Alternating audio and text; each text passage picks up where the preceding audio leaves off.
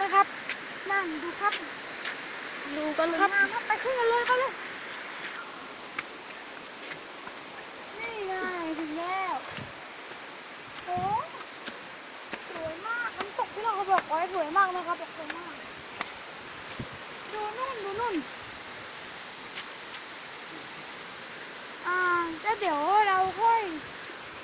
แล้วเดี๋ยวเราก็ไปเล่นน้ำไปเล่นน้ำดูนู่นก่อนดีกว่า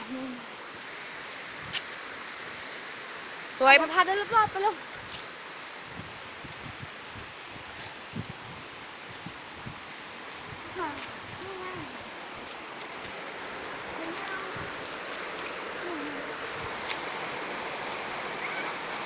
แต่เสียดายนะข้างบนมันตื้นนิดนึงไม่ทางขึ้นเข้าไปอีกด้วยนะครับข้างบนนู่นนะมันไม่ตื้นสามารถขึ้นได้อีกนะข้างบนนู่นขึ้นได้อีกด้วยนะครับก็นี่มันไม่ตื้น